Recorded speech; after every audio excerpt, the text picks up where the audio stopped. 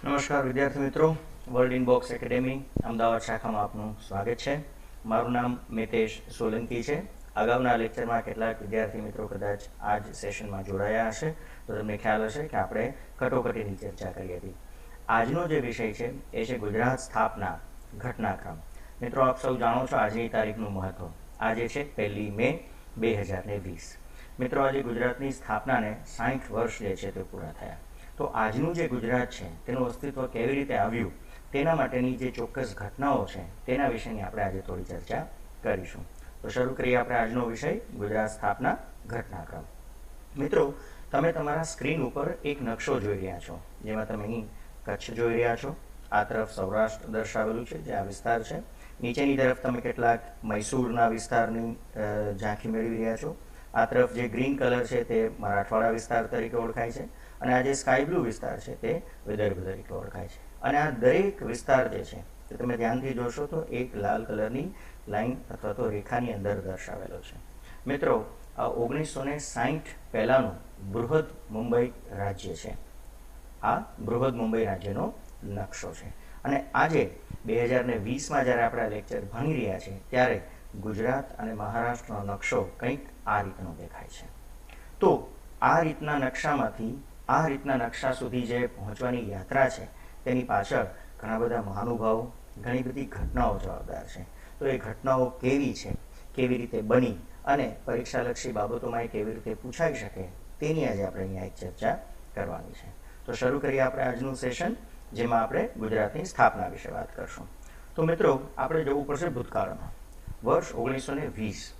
1920ના વર્ષમાં Indian National Congress અથવા તો ભારતીય રાષ્ટ્રીય કોંગ્રેસે પહેલી વાર કેવો ઠરાવ પસાર કર્યો કે ભાઈ ભાષાવાર પ્રાંતને આપણે હંમેશા મહત્વ આપવું જોઈએ. ભારત જ્યારે પણ આઝાદી મેળવશે ત્યારે આપણે ભાષાવાર પ્રાંત રચવાની એક વાત અહીંયા કરવામાં આવી. આ જ વાતનો પુનરુચ્ચાર 1928માં મોતીલાલ નહેરુએ કર્યો, અને મોતીલાલ નહેરુએ પણ એ જ વાત કરી કે પ્રાદેશિક પુનર્રચના કરવી જોઈએ. તો આ બંને બાબતો ક્યાંક ને ક્યાંક ઇતિહાસમાં ભવિષ્યમાં ભાષાવાર જે રાજ્યો બન્યા તેના બીજ હતા એવું આપણે કહી શકીએ. પછી આંધ્રપ્રદેશ માટે પણ એટલું જ સાચું છે, મહારાષ્ટ્ર માટે પણ આ વાક્ય એટલું જ સાચું છે, અને ગુજરાત માટે પણ આ વાક્ય એટલું સાચું છે. પરંતુ ત્યાર પછી 1948 એટલે કે સ્વતંત્રતા પછીનું જે વર્ષ છે, જ્યારે સૌરાષ્ટ્ર એકમની રચના કરવામાં આવી હતી, અને ત્યારે પણ સરદાર પટેલે એક અલગ ગુજરાત રાજ્યનો ઉલ્લેખ કરેલો હતો. હું બીજા બધા રાજ્યોને અહીંયા વાત નહીં કરું, પરંતુ ગુજરાત રાજ્યો પર ફોકસ રાખવા માટે મેં આ વાક્ય ઉમેરેલું છે કે 1948માં જ્યારે સૌરાષ્ટ્ર એકમની રચના કરવામાં આવી ત્યારે સરદાર પટેલ પણ એકવાર એવું બોલેલા કે ગુજરાત એક અલગ રાજ્ય હોવું જોઈએ. ગુજરાત પ્રાંતિક સમિતિ એ વખતે જે ગુજરાતમાં હતી એના અધ્યક્ષ હતા કનૈયાલાલ દેસાઈ.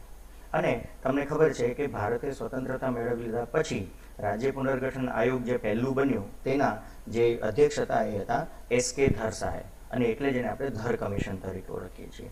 આ ધર કમિશનની સામે કનૈયાલાલ દેસાઈએ એક એવી બાહેંધરી આપેલી હતી કે 48 થી 10 વર્ષ સુધી અમે લોકો ભાષાવાર પ્રાંતનો પ્રશ્ન ઉઠાવશું નહીં. તો આ એક પ્રકારની બાહેંધરી કનૈયાલાલ દેસાઈએ જે તે સમયે આપેલી હતી. ત્યારબાદ તમને ખબર છે કે ધર કમિશને પણ જ્યારે પોતાનો અહેવાલ કેન્દ્ર સરકારને સોંપ્યો તો એમણે પણ પોતાનો વિચાર એવો જ વ્યક્ત કર્યો કે ભારતની એકતા જો જાળવી રાખવી હોય તો ભાષાવાર પ્રાંતના વિચારને આપણે મગજમાંથી કાઢી નાખવો જોઈએ. ત્યાર પછી બીજા જ વર્ષે એટલે કે 1949માં જયપુરમાં એક અધિવેશન ભરાય છે, અને આ જયપુર અધિવેશનની અંદર 3 મહાનુભાવોને ભેગા કરી અને એક સમિતિની રચના કરવામાં આવે છે, જેને આપણે JVP સમિતિના નામે ઓળખીએ છીએ. આ JVP એટલે કે જવાહરલાલ નહેરુ, વલ્લભભાઈ પટેલ અને પટ્ટાભી સીતારામૈયા. આ ત્રણેય લોકો ખરેખર તો ધર કમિશને આપેલા સૂચન ઉપર એક વિચાર કરવા માટેની સમિતિ હતી, અને પોતાનો એક અહેવાલ પણ તેમણે સોંપ્યો. અને તેમણે પણ એ જ વાત કરી કે ભાષાવાર પ્રાંત જે છે એ દેશના હિતમાં રહેશે નહીં. એનો મતલબ કે ધર કમિશન અને JVP સમિતિના વિચારો જે છે લગભગ એકબીજાને મળતા હોતા હતા. પરંતુ JVP કમિટી અથવા તો JVP સમિતિએ એક મુદ્દો ચોક્કસ અહીંયા મૂકેલો હતો કે ભવિષ્યમાં જ્યારે પણ રાજ્યો રચાશે ફરીથી, ત્યારે બૃહદ મુંબઈને તો અલગ રાજ્ય બનાવવું જ જોઈએ. આ એક મુદ્દો જે છે એ JVP સમિતિની મુખ્ય બાબત હતી એવું આપણે કહી શકીએ છીએ. વર્ષ આવે છે 1951, અને 1951માં ગુજરાતની અંદર હવે અલગ ગુજરાતની માંગણીના ક્યાંક ને ક્યાંક પગરવ જે છે સંભળાતા જાય છે. સૌપ્રથમ 1951માં મહાગુજરાત સીમા સમિતિની રચના કરવામાં આવે છે, જેના અધ્યક્ષ હતા જે તે સમયે સર પુરુષોત્તમદાસ ત્રિકમદાસ. એના બીજા જ વર્ષે એટલે કે 1952માં મહાગુજરાત પરિષદની રચના કરવામાં આવે છે, અને આ મહાગુજરાત પરિષદની રચના પાછળ જે મુખ્ય ભૂમિકા હતી એ હતી ભાઈ કાકાની અથવા તો ભાઈલાલભાઈની. ભાઈ કાકા એટલે આપ સૌ મિત્રો જાણો છો કે જેમણે આપણી વિદ્યાનગર જે છે એ એમણે વસાવેલું છે, અને તેમની સાથે આ મહાગુજરાત પરિષદમાં ઉપાધ્યક્ષ તરીકેની જવાબદારી જેમણે નિભાવી એ આપણા ખૂબ જ જાણીતા લોકલાડીલા ઇન્દુલાલ યાજ્ઞિક હતા, જે આ જ પ્રેઝન્ટેશનમાં આગળ જતા ઇન્દુ ચાચાનું બિરુદ જે છે તે મેળવી લેશે. 1952માં જ એક બીજી બાબત બને છે કે ગુજરાત સાહિત્ય સભા જે છે એ એક બેઠક યોજે છે, અને આ બેઠકની અંદર એક એવો નિર્ણય લેવામાં આવે છે કે ડાંગ વિસ્તાર જે છે, જેનું મહારાષ્ટ્ર માંગ કરી રહી હતી કે ડાંગ અમારામાં હોવું જોઈએ, તો ગુજરાત સાહિત્ય સભા પોતાની બેઠકમાં આ નક્કી કરે છે કે ડાંગ એ મરાઠી ભાષી વિસ્તાર નથી.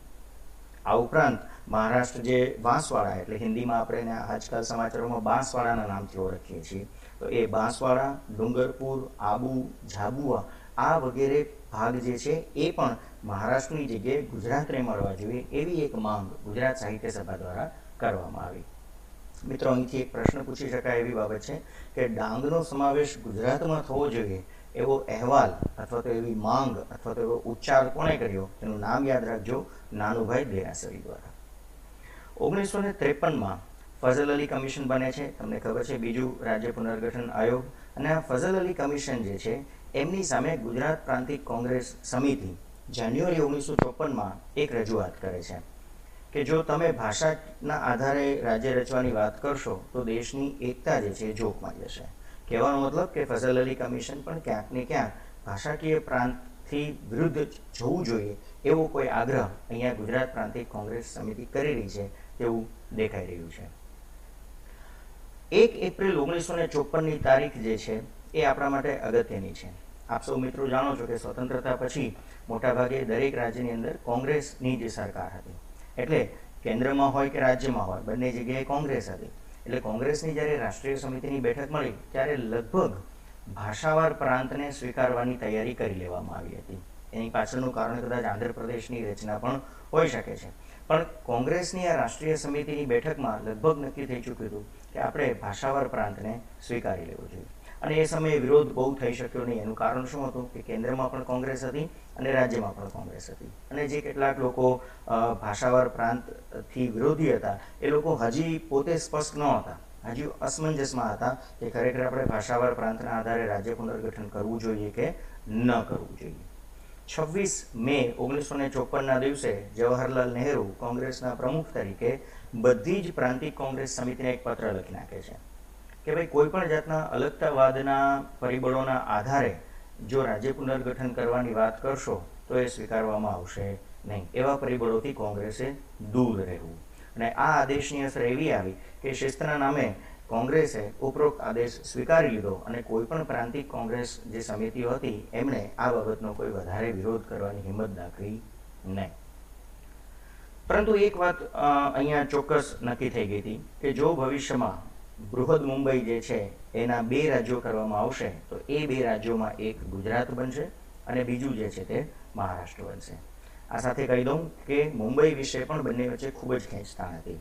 મહારાષ્ટ્ર મુંબઈને પોતાની પાસે રાખવા માંગતું હતું અને ગુજરાત જે છે મુંબઈને પોતાની પાસે લાવવા માંગતું હતું. એટલે આ મુંબઈના ઝઘડાના નિરાકરણના ભાગરૂપે મુંબઈ માટે એવું વિચારવામાં આવેલું કે મુંબઈને એક અલગ શહેર, એક કેન્દ્ર શાસિત પ્રદેશ તરીકેનું ભવિષ્યમાં સ્થાન આપી દેવામાં આવશે.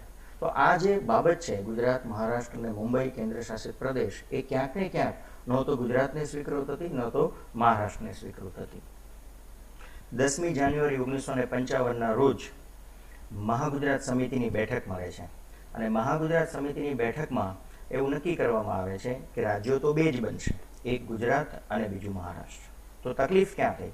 તકલીફ ત્યાં થઈ કે કચ્છ, સૌરાષ્ટ્ર અને તળ ગુજરાત આ ત્રણેય પ્રદેશને મહારાષ્ટ્રમાં મૂકવા, એની સામે મહારાષ્ટ્રમાંથી વિદર્ભ અને મરાઠવાડા જે છે તેને દૂર કરવા.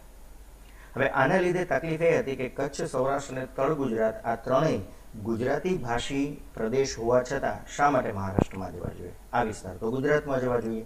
અને આ અગાઉ જે કંઈ પણ રાજ્યો બન્યા એ બધા એક ભાષી રાજ્યો હતા. જેમ કે તમે આંધ્રપ્રદેશ જોઈ લો, જેમ કે તમે બંગાળ જોઈ લો, જેમ કે તમે ઓરિસ્સા જોઈ લો, તો પછી ગુજરાતી બોલતા પ્રદેશોને મહારાષ્ટ્રમાં શા માટે મૂકવા? એટલે મહાગુજરાત સમિતિની બેઠકમાં જે નિર્ણય લેવાનો એ આ ત્રણેય બાબતોને લીધે ગુજરાતમાં એક રીતનો અસંતોષ વ્યાપી ગયો. ત્યારે પણ એવું જ માની લેવામાં આવ્યું કે જેમ અગાઉ જવાહરલાલ નહેરુએ પત્ર લખેલો અને બધી જ પ્રાંતિક કોંગ્રેસ દ્વારા તે નિર્ણય સ્વીકારી લેવામાં આવેલો, એમ ફરી પાછો અહીંયા સ્થિતિ એવી હતી કે કેન્દ્રમાં કોંગ્રેસ અને પ્રાંતમાં પણ કોંગ્રેસ છે, માટે આ નિર્ણય જે છે તે સ્વીકારી લેવામાં આવશે. સામે છેડે મહારાષ્ટ્ર પણ આ નકશાથી કે આ ડિઝાઇનથી ખુશ નહોતું, કેમ કે મહારાષ્ટ્રને વિદર્ભ જોઈતું હતું. એટલે વિદર્ભ વગરનું મહારાષ્ટ્ર એ મહારાષ્ટ્રને પણ સ્વીકૃત નહોતું, કચ્છ, સૌરાષ્ટ્ર અને તળ ગુજરાત સિવાયના ગુજરાતને પણ ગુજરાત સ્વીકૃત નહોતું. પરિણામ શું થાય છે? તો કે પરિણામ એ આવે છે કે 7 ઓગસ્ટ 1956ના રોજ એક પગલા સમિતિની રચના થાય છે ગુજરાતમાં લો કોલેજમાં, અમદાવાદ શહેરમાં, અને નક્કી થાય છે કે આપણે કોંગ્રેસ હાઉસ સામે આ નિર્ણયનો વિરોધ કરવો અને દેખાવ કરવો. મહાગુજરાત સમિતિ જે બનાવવામાં આવી હતી તેના અધ્યક્ષનું નામ ઘણીવાર પરીક્ષામાં પૂછાતું હોય છે, ડૉક્ટર શૈલેષ અનંત. તો એવું નક્કી કરવામાં આવ્યું કે આવતીકાલે એટલે કે 8 ઓગસ્ટના દિવસે આપણે ઠાકોરભાઈ દેસાઈને મળવા જશું અને આપણે આપણો વિરોધ નોંધીશું, અથવા તો ઉપરોક્ત જે નિર્ણય લેવામાં આવેલો છે એ બાબતે આપણે એમની પાસેથી વધારે માહિતી મેળવશું. 8 ઓગસ્ટ 1956 એ ગુજરાતની એક ટર્નિંગ પોઈન્ટ કહી શકાય એવી ઘટના બની ગઈ. અત્યારે જે ભદ્રનો કિલ્લો છે ત્યારે કોંગ્રેસ હાઉસ ત્યાં બેસતું અને ઉપરોક્ત પગલા સમિતિના વિદ્યાર્થીઓ અને સભ્યો જે છે ખૂબ મોટી સંખ્યામાં કોંગ્રેસ હાઉસ સામે દેખાવ કરવા જાય છે અને ઓચિંતાનો જ ત્યાંથી સામે છેડેથી કોઈ પણ જાતની અગાઉ જાણ કર્યા વગર ગોળીબાર કરવામાં આવે છે. આ ગોળીબારની અંદર આમ તો કુલ 27 વ્યક્તિઓના મૃત્યુ થયા હતા, પરંતુ પ્રથમ 5 વ્યક્તિઓ જે પરીક્ષાલક્ષી છે જે પૂછાતા હોય છે એમાંના પહેલા શહીદ હતા પૂનમચંદ, જે બનાસકાંઠાના હતા. બીજા હતા કૌશિક ઇન્દુલાલ વ્યાસ, ત્રીજા હતા સુરેશ જયશંકર ભટ્ટ, ચોથા હતા ગોવિંદ સ્વામી અને પાંચમા હતા અબ્દુલ પીર. આ 5 લોકોના અવસાન જે છે એ આ દેખાવ દરમિયાન થઈ જાય છે.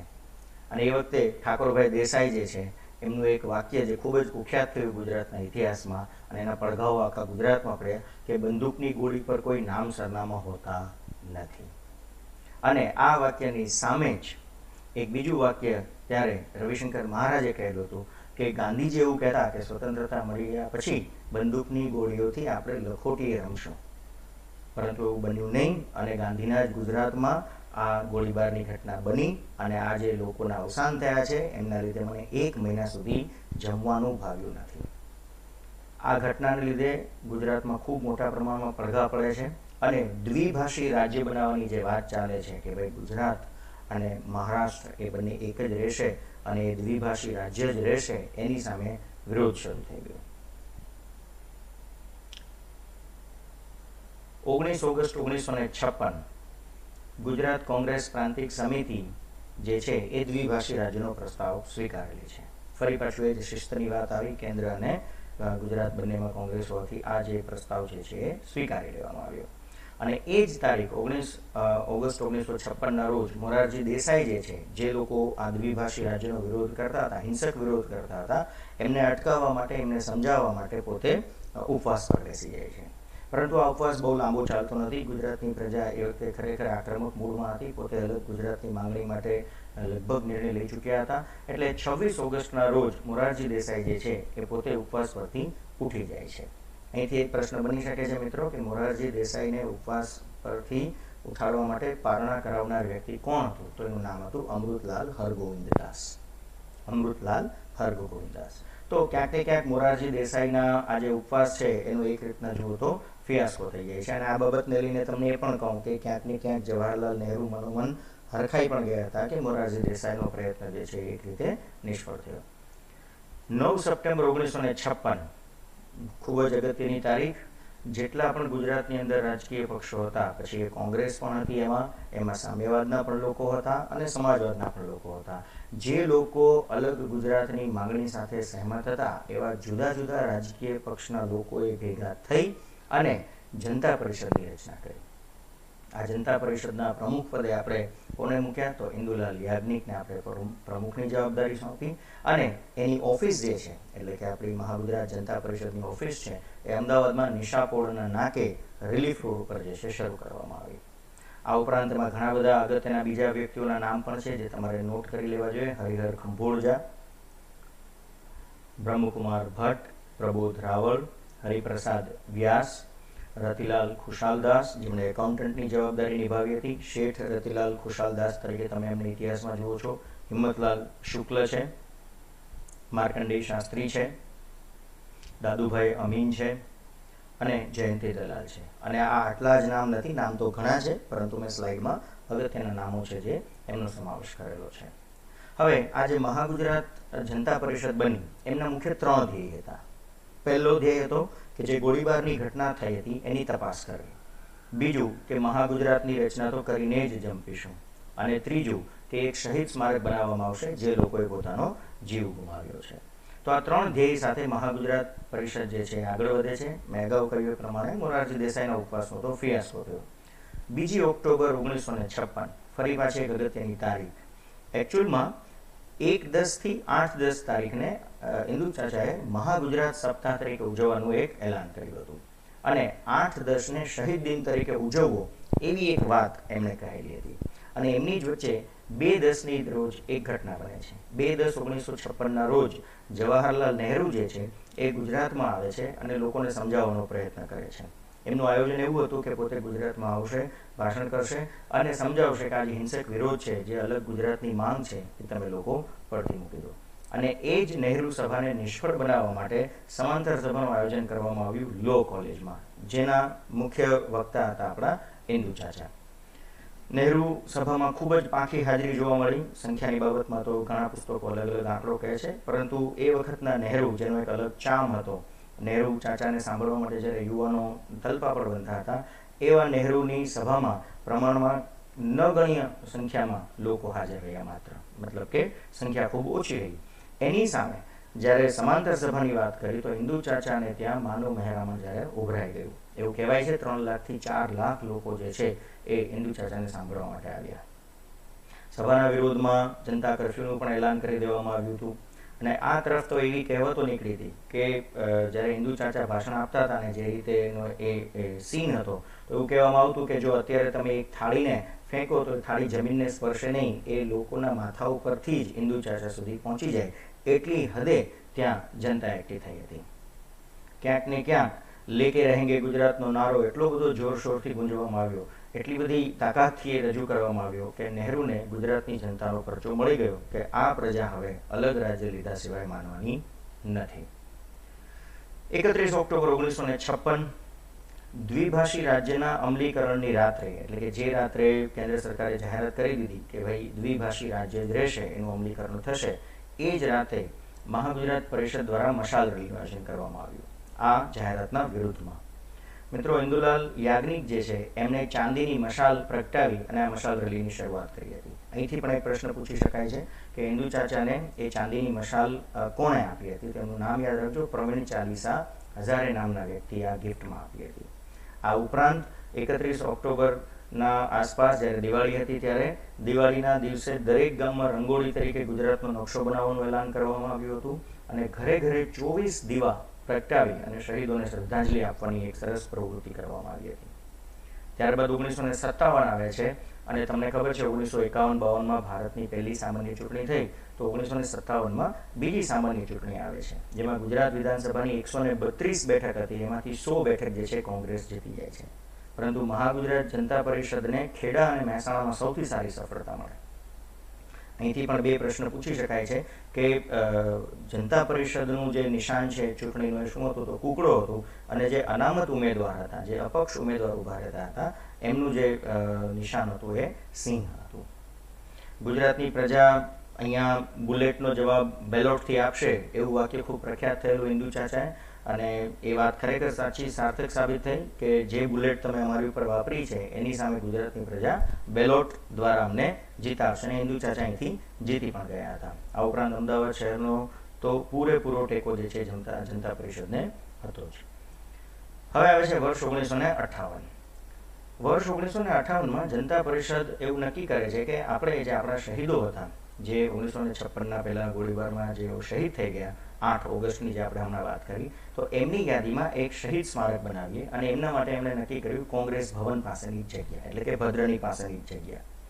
હવે આ બાબતનો વિરોધ કરવો એ વ્યાજબી હતો કોંગ્રેસ દ્વારા, એટલે પોલીસ સુરક્ષાની વચ્ચે એવું કહેવાય છે કે ત્યારે પણ ત્યાં 3 મશીન ગન મૂકી દેવામાં આવી હતી. તેમ છતાં પોલીસ સુરક્ષાની વચ્ચે ત્યાં ખાંભી મૂકવાનું આયોજન કરવામાં આવ્યું અને આ ઘટનાને નજરે નિહાળવા માટે જયપ્રકાશ નારાયણ, એટલે કે જે જેપીના હુલામણા નામથી જાણીતા છે, તેઓ ખુદ ગુજરાત આવેલા હતા. અને આ ખાંભી મૂકતા પહેલા એક સરઘસ કાઢવામાં આવ્યું હતું, જે લોકો અમદાવાદથી વાકેફ હશે એમને ખ્યાલ હશે કે રિલીફ રોડ થઈ, ખાડિયા 4 રસ્તા થઈ, પીરમશા રોડ ઉપર થઈ, પાનકોર નાકા અને ત્યાંથી વિક્ટોરિયા ગાર્ડન થઈ અને કોંગ્રેસ હાઉસ પાસે આવવાનું હતું. આ ખાંભી ત્યાં ખોડવામાં પણ આવી, પરંતુ બીજા દિવસે જે છે આ ખાંભીને કાઢી નાખવામાં આવી અને આ ખાંભી કાઢી નાખવાથી પણ ફરી પાછો એક જે રોષ છે એ ભભૂકી નીકળ્યો, પરંતુ હિન્દુ ચાચાએ આ બાબતને સંભાળી લીધી અને 17 ઓગસ્ટ 1958થી લગભગ 226 દિવસ સુધી ખાંભી સત્યાગ્રહ ચાલ્યો. પરંતુ આ સત્યાગ્રહ સંપૂર્ણ રીતે શાંતિપૂર્વક રીતે ચલાવવામાં આવ્યો હતો, અહીં કોઈ તોફાન કરવામાં નહોતા આવ્યા. હવે આ જ ખાંભીની વાત આગળ પહેલાં પૂરી કરી દઉં. 1967માં આ ખાંભી જે છે એ સ્મારક જે છે એ સરદાર સ્મારક પાસે જ ફૂટપાથ પાસે જ એ શહીદ સ્મારક બનાવવામાં આવ્યું અને પછી એને 1968માં જે છે એમનું ઉદ્ઘાટન કરવામાં આવ્યું, પણ એ બનાવવાની શરૂઆત 1967માં થઈ હતી. આ જસ્ટ મેં તમને ખાંભીના ઇતિહાસને પૂરા કરવા માટે 1967નું વર્ષ લઈ લીધું છે. ઇતિહાસને ફરી કન્ટિન્યુ કરીએ તો 15 સપ્ટેમ્બર 1958 હૃદયનાથ કુંજરુ, તમને ખબર છે રાજ્ય પુનર્ગઠન આયોગના એક અગત્યના સભ્ય હતા, એ પોતે પણ આ સ્મારક સત્યાગ્રહ જોવા માટે અમદાવાદ આવ્યા અને એમણે અમદાવાદ આવી અને જ્યારે સ્થિતિ જોઈ ત્યારે એમણે એક જ વાક્ય કીધું કે જો આ આંદોલન તમારે ચલાવી રાખવું હોય તો ગુજરાત અને મહારાષ્ટ્રની જનતાનો ટેકો ખૂબ જરૂરી છે, નહીં તો આંદોલન જે છે લાંબુ ટકશે નહીં. 22 ઓગસ્ટ 1959નો દિવસ આવે છે. દિલ્હીમાં કોંગ્રેસ કારોબારીની અંદર વિભાજનનો વિચાર રજૂ કરવામાં આવે છે. 1956થી જે ઘટનાક્રમ બનતો આવે છે, આમ તો 1951થી કહી શકાય, પરંતુ 56થી 60ના વર્ષો જે છે ખૂબ જ અગત્યના હતા. એટલે હવે દિલ્હીમાં કોંગ્રેસ કારોબારી જે છે એ વિભાજનનો વિચાર રજૂ કરે છે અને ત્યારે મહારાષ્ટ્રના એક બહુ જાણીતા નેતા યશવંતરાવ ચૌહાણ જે છે એ પણ પોતાનો મત એવો રજૂ કરે છે કે ગુજરાત અને મહારાષ્ટ્ર વચ્ચે હવે કોઈ ભાવનાત્મક એકતા રહી નથી, એટલે કે હવે બને એટલા જલ્દી જો બંનેને અલગ કરી દેવામાં આવે તો એ સારી વાત રહેશે. અને આ જ બાબતને ધ્યાનમાં લઈ અને 26 ઓગસ્ટ 1959ના રોજ મુંબઈ વિધાનસભાની અંદર અને કેન્દ્રમાં દ્વિભાષી રાજ્ય બનાવવાનો નિર્ણય લઈ લેવાની જાણ કરી દેવામાં આવી. એટલે 26 ઓગસ્ટે મુંબઈ વિધાનસભામાં તો એ ઓફિશિયલ જાહેરાત કરી દેવામાં આવી હતી કે કેન્દ્રની અંદર દ્વિભાષી રાજ્ય જે છે હવે એને અલગ કરવાનો નિર્ણય લઈ લેવામાં આવ્યો છે. આ સમાચાર ખૂબ જ ઝડપથી ફેલાઈ ગયા. ગુજરાત અને મહારાષ્ટ્રમાં આનંદની લહેર છવાઈ ગઈ, કેમ કે બંનેને જે જોઈતું હતું એ મળી જતું હતું અને એના માટે આ જે નિર્ણય છે સ્વીકારી લેવામાં આવ્યો. 23 સપ્ટેમ્બર 1959ની તારીખ આવે છે અને કોંગ્રેસના પ્રમુખ સામે કેટલીક રજૂઆત કરવામાં આવે છે. એ વખતના તત્કાલીન પ્રમુખ હતા ઇન્દિરા ગાંધી. એમને કહેવામાં આવે છે કે અત્યારે પરિસ્થિતિ કોંગ્રેસની કાબુ બહાર જતી રહી છે, એનો આપણે સ્વીકાર કરવો રહ્યો. બને એટલી ઝડપથી આપણે હવે મુંબઈ ગુજરાતને અલગ કરવા જોઈએ. બીજું, ગુજરાત જે છે ગુજરાત કોંગ્રેસ અને આમ પણ દિલ્હીનો નિર્ણય જે છે ગમ્યો નથી. ત્રીજું કે મુંબઈનું જે પચરંગીપણું છે એ જતું રહેશે આ તોફાનોની અંદર અને હિંસા દ્વારા સંસદના નિર્ણયો બદલી શકાય છે એવી છાપ છે એ ક્યાંક ને ક્યાંક પડી જશે. માટે ત્વરિત હવે આપણે ગુજરાત અને મહારાષ્ટ્રને અલગ કરી દેવા જોઈએ, જેથી દેશની એકતા અત્યારે જે જોખમાઈ રહી છે એ જોખમાય નહીં. અને આ બધી જ પરિસ્થિતિઓને ધ્યાનમાં લઈ 3 ડિસેમ્બર 1959ના રોજ કોંગ્રેસ કારોબારી જે છે એ મુંબઈ રાજ્યના વિભાજનને સહમતિ આપે છે અને માર્ચ 1960માં મુંબઈ રાજ્યના વિભાજનનો ખરડો કેન્દ્રમાં રજૂ કરી દેવામાં આવે છે. મુંબઈ વિધાનસભામાં પણ એ જ ખરડા ઉપર ચર્ચા કરવામાં આવે છે અને મે મહિનાની અંદર આ ખરડો મુંબઈ વિધાનસભામાં પણ ચર્ચા એના ઉપર કરી દેવામાં આવે છે.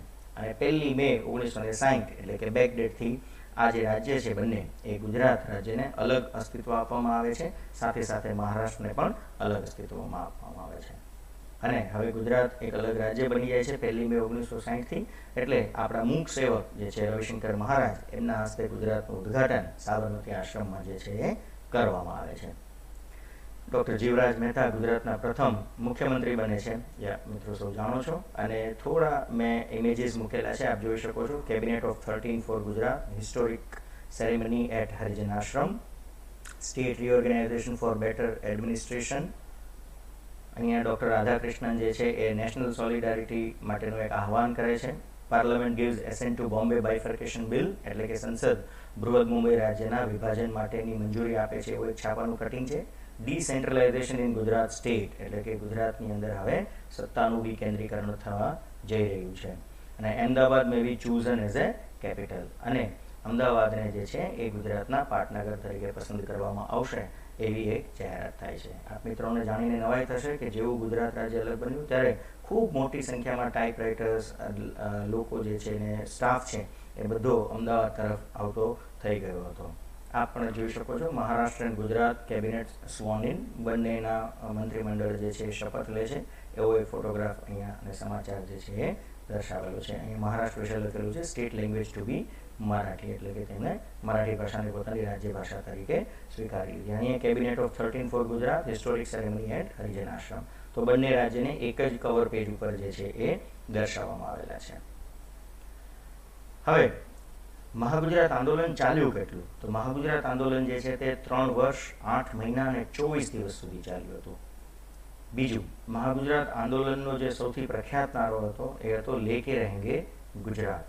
અને ત્રીજું કે મહાગુજરાત આંદોલન જે છે એને સૌથી વધારે જો કોઈએ સમર્થન આપેલું હોય જાહેરમાં તો જનસત્તા હતા. જનસત્તા વર્તમાનપત્ર હતું જેણે પોતાનું ફ્રન્ટ પેજ જે છે બ્લેન્ક છાપેલું હતું. એમના જે માલિક હતા એમનું નામ હતું રમણલાલ શેઠ. આ બધું પરીક્ષામાં પૂછાતું હોય છે માટે કહું છું. બનાસકાંઠા કોંગ્રેસના પ્રમુખે પણ મહાગુજરાત આંદોલનને સમર્થન આપવાની સાથે સાથે રાજીનામું આપી દીધું અને એક એવી પોતે પ્રતિજ્ઞા લઈ લીધી કે જ્યાં સુધી ગુજરાત નહીં મળે ત્યાં સુધી હું ધોળી ટોપી મારા માથા ઉપર પહેરીશ નહીં. અને સૌથી વધારે રાજીનામા પણ તમને એવું પૂછવામાં આવે કે કયા જિલ્લામાંથી આપવામાં આવ્યા હતા મહાગુજરાત આંદોલનના સમર્થનમાં, તો એ હતો મહેસાણા જિલ્લો. મહાગુજરાત આંદોલનના જે વિરોધી નેતાઓ હતા એમાંના નામ હતા ઠાકોરભાઈ દેસાઈ, જે આપણે જોઈ લીધું ગોળીબાર વખતે જેમનું એક વાક્ય હતું એ. જવાહરલાલ નહેરુ કે જેઓ અહીંયા સભા ભરવા માટે આવેલા હતા એ. મોરારજીભાઈ દેસાઈ કે જેઓ ગુજરાતીઓને સમજાવવા માટે ખાસ ઉપવાસ ઉપર બેઠા હતા એ. અને એક હતા રતુભાઈ અદાણી, જેમણે એવું કીધું હતું કે સૂર્ય કદાચ પશ્ચિમમાંથી ઉગે તો પણ અલગ મહાગુજરાતની રચના શક્ય નથી. તો આ બધા નેતાઓ હતા જે મહાગુજરાતના વિરોધમાં હતા. આ ઉપરાંત કેટલીક બાબતો છે જે ઓછી જાણીતી છે, જેમ કે ગલી ગલી મેં ગુંજે નાદ. આ પુસ્તિકાનું વિતરણ ત્યારે ખૂબ ચાલ્યું હતું. તો આ પુસ્તિકા કોના દ્વારા બહાર પાડવામાં આવી હતી? બકુલ જોશીપુરા. બીજું, જે ગોળીબાર તપાસ પંચની આપણે વાત કરી હતી, જે આપણે વાત કરી કે મહાગુજરાત પરિષદ જે છે એમના 3 ધ્યેયમાંનો એક ધ્યેય હતો કે ગોળીબારની તપાસ કરવી. તો એ ગોળીબાર માટેનું જે તપાસ પંચ હતું એના અધ્યક્ષનું નામ યાદ રાખજો, વામનરાવ ધોળકિયા એમનું નામ હતું. અને એમની સાથે 2 સભ્યો હતા, બાબુરાવ મહેતા અને પીસી પરીખ. પુસ્તકો કેટલાક પરીક્ષામાં પૂછાતા હોય છે. મહાગુજરાતનો જંગ આ પુસ્તક છે જેના લેખક હતા બ્રહ્મકુમાર ભટ્ટ. બીજું પુસ્તક છે મહાગુજરાતના નિરક્ષર, જેના લેખક છે ઈશ્વર પેટલીકર. ત્રીજું એક માયા, કે જે આપણે ઇન્દુ ચાચાની આત્મકથાનું જે એક પાત્ર છે તેમાં પણ ક્યાંક ને ક્યાંક મહાગુજરાતનો જે જંગ છે એના વિશેનો ઉલ્લેખ છે. આ ઉપરાંત સલમાન રશ્દીનું જે પુસ્તક છે સેટાનિસ વર્સિસ, એમાં પણ ક્યાંક ને ક્યાંક આ જે આપણું આંદોલન છે એનો ઉલ્લેખ જે છે એ જોવા મળે છે. તો મિત્રો, આ રીતે ગુજરાતની સ્થાપના થઈ. આજે ગુજરાત સ્થાપના દિન દિવસે મેં વિચાર્યું કે થોડું આપણે ગુજરાત અંગેની માહિતી આપી દઉં. આશા રાખું છું આ લેક્ચર આપ સૌ મિત્રોને પસંદ આવ્યું હશે. જો આપને લેક્ચર પસંદ આવ્યું હોય તો આપ આપના અભિપ્રાય જે છે એ નીચે આપેલા નંબર 7575060101, ફરીથી બોલું છું 7575060101 ઉપર મોકલશો તો અમને ખૂબ ગમશે. જે વિદ્યાર્થીઓ પહેલી વાર આવ્યા છે એમના માટે હું થોડી વાર એ જ સ્લાઇડ રિપીટ કરું છું. આપ જોઈ શકો છો અમદાવાદ શાખાની જે પ્રવૃત્તિઓ છે તેમાં અહીંયા દર્શાવેલી છે. આ હું જ છું. અત્યારે કોરોનાને લીધે દાઢી વધી ગઈ છે, પરંતુ આ હું જ છું. અને આ છે આપણા ગુજરાતના લોકલાડીલા લોક સંસ્કૃતિકાર જોરાવરસિંહ જાદવ, જેમને એમને એક સરસ પુસ્તક ભેટ આપ્યું હતું, એનો ફોટોગ્રાફ છે. આ અમદાવાદ શાખાના જનરલ બેચના વિદ્યાર્થીઓ છે જેમને હું નિયમિત રીતે ઈસરો લઈ જતો હોઉં છું ને ત્યાં એમને ઈસરોની માહિતી મળતી હોય છે. એ લોકો બેસીને સાંભળે છે. વિધાનસભાની પણ મુલાકાત હું વિદ્યાર્થીઓને ગોઠવું છું. આપણા તત્કાલીન મુખ્યમંત્રી શ્રી વિજયભાઈ રૂપાણી છે અને આ હું છું અને અમારા બીજા કલીગ્સ છે. વિધાનસભાની બહાર આ બધા જ મિત્રો એક સરસ મજાનો ગ્રુપ ફોટો પડાવવા માટે ઊભા થાય સમયની યાદી છે. અહીંયા હું ઊભેલો છું અને આ બધા મારા વિદ્યાર્થી વર્ગ છે. તો આ રીતે અહીંયા હું મારું લેક્ચર જે છે પૂરું કરું છું. Thank you.